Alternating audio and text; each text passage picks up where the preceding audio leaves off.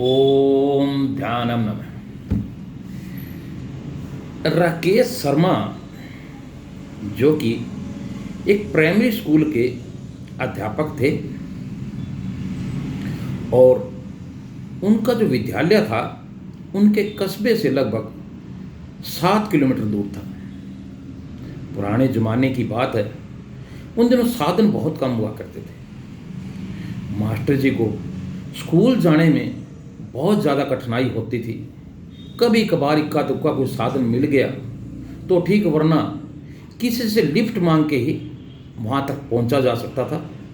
और कई बार अगर लिफ्ट भी ना मिले तो फिर ये दो पाँव किस काम आएंगे, तो पैदल चल के भी वो अपने विद्यालय जाया करते थे। और जब भी वो घर से निकलते उनके मन में एक ही विचार चलता कि सरकार ने जो है विद्यालय को इतनी दूर खोल दिया, इससे भले तो इंसान चुंगी के ऊपर अपनी परचून की दुकान कर ले, कम से कम इस झंझट से तो बच जाए। हर रोज ऐसे ही विचार करके वो स्कूल पहुंचते और ऐसे ही किसी न किसी साधन से हाथ मिन्नतें करके जोड़ के जो है अपने घर को वापस आ जाते। अब थोड़ी बहुत जमा पूंजी करके एक बार उन्होंने बजाज का नया चेतक स्कूटर ले लिया और उस दिन उन्होंने प्रण किया कि लिफ्ट मांगने पर अगर कोई मना कर देता तो बड़ी शर्मिंदगी महसूस होती है। तो मैं भी आज से प्रण करता हूँ कि कभी भी इस स्कूटर के ऊपर अकेले स्कूल नहीं जाऊँगा। जो भी मुझसे लिफ्ट मांगेगा तो मुझसे लिफ्ट जरूर दूंगा।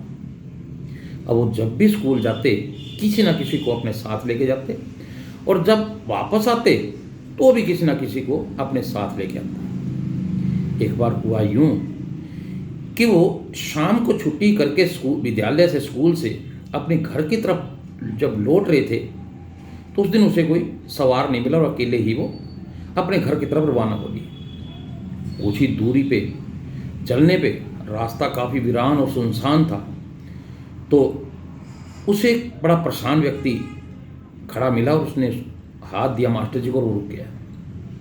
मास्टर जी ने उस व्यक्ति को अपने स्कूटर पे बिठा लिया और अभी कुछ ही दूरी पे वो चले थे तो उस व्यक्ति ने अपनी जेब से एक छुरा निकाला और मास्टर जी के गर्दन पे रख दिया और कहा कि मास्टर जी, आप पे जितने पैसे हैं और ये आपका स्कूटर, यहाँ खड़ा करो और यहाँ से चलते हो। ये देख के मास्टर जी की सिट्टी पुट्टी जो है वो गुम हो गई और उसके पाँव के नीचे से एकदम ज़मीन निकल गई कि ये क्या हो गया। खैर उन्होंने डर के मारे कांपते हुए स्कूटर को साइड में लगा दिया और कहा कि भाई पैसे तो मेरे पास ज़्यादा नहीं है, ये 2-4 रुपये हैं, ले लो आप, और स्कूटर मैंने बड़ी मेहनत से लिया था, इसकी चाबी भी आप पकड़ो। तो व्यक्ति उससे वो ले लेता है और मास्टर जी एक बात कहते हैं चाबी देते वक्त कि भाई बात ये है कि कोई बात नहीं, आप ये स्कूटर ले जाओ, कोई दिक्कत नहीं है, जान से बढ़ के कुछ नहीं होता, और लेकिन मेरी एक रिक्वेस्ट है, कृपया करके आपको माननी पड़ेगी, मेरी एक फरियाद है। तो कहने के जी बताओ क्या फरियाद है आपकी, क्या रिक्वेस्ट है।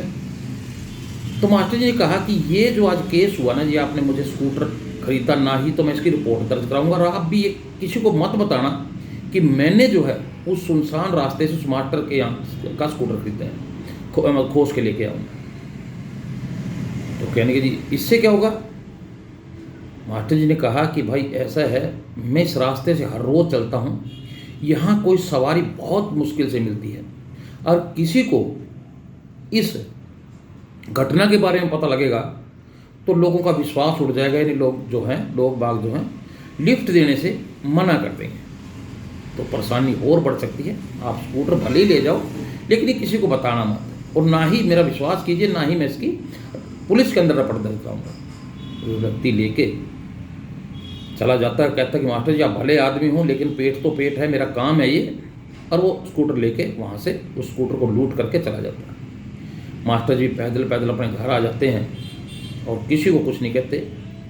और जैसी रात बीतती है, अगला दिन फिर होता है, मास्टर जी फिर जो है पैदल स्कूल जाते हैं, पैदल आते हैं, और अगली ही सुबह मास्टर जी जब उठते हैं और अखबार उठाने के लिए अपना दरवाज़ा खोलते हैं तो देखते हैं कि वही स्कूटर चमचमाता हुआ उनके गेट के ऊपर खड़ा हुआ था। और साथ ही उसके ऊपर एक चिट्ठी भी लिखी हुई थी।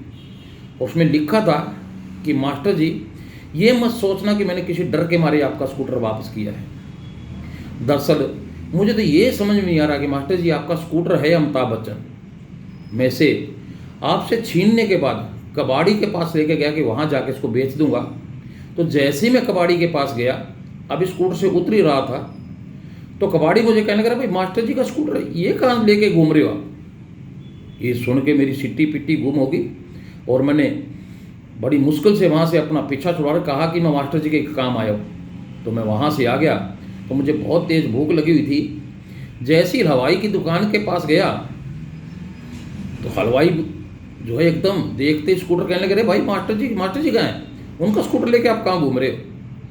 अरे भाई, मैंने वहाँ भी बड़ी मुश्किल से अपना पीछा छड़वाया और कहा कि भाई मैं मास्टर जी घर मेहमान आए हुए हैं, मैं उन्हीं के लिए सामान लेने आया हूँ। फिर मैंने सोचा कि क्यों ना इस शहर से दूर जाके इसको बेच देता हूँ। और जैसे ही शहर से बाहर निकलने लगा तो वहाँ पुलिस का नाका लगा हुआ था। तो एक पुलिस वाले ने मुझे कहा कि भाई मास्टर जी का स्कूटर कहाँ लेके जा रहे हो। तब तो मेरे पाँव की तले की ज़मीन निकल गई और मैंने कहा जी मास्टर जी ने मुझे काम भेजा है और मैं जो उनका काम करके स्कूटर उनको देने जा रहा हूँ। और मैं जो बहुत मुश्किल से वहाँ से पुलिस वाले से अपना पीछा छुड़वा के वापस आया। और ये आपकी अमानत, आपको जो परेशानी हुई है उसके लिए मैंने आपका पेट्रोल जो है टंकी जो आपकी फुल करवा दी है। तो मास्टर जी मैं आपसे क्षमा चाहता हूँ कि इतना पॉपुलर तो मुझे अमिताभ बच्चन के अलावा कोई नहीं लगता जितना आपका स्कूटर है। तो ये रहा आपका स्कूटर, मुझे माफ़ कर। तो दोस्तों, कर भला हो भला। कई बार इंसान भलाई जो करता रहता है तो कहीं ना कहीं परमात्मा भी उसके ऊपर अपनी नज़र रखता है। तो हमेशा अच्छा कार्य करो, भले कार्य करो। उस स्कूटर की तरह पॉपुलर हो जाओ कि जहाँ भी जाओ कि फलां का स्कूटर है या फलां आदमी का ये बाइक है या कार है। तो दोस्तों, कर भला हो भला। ओम ध्यानम।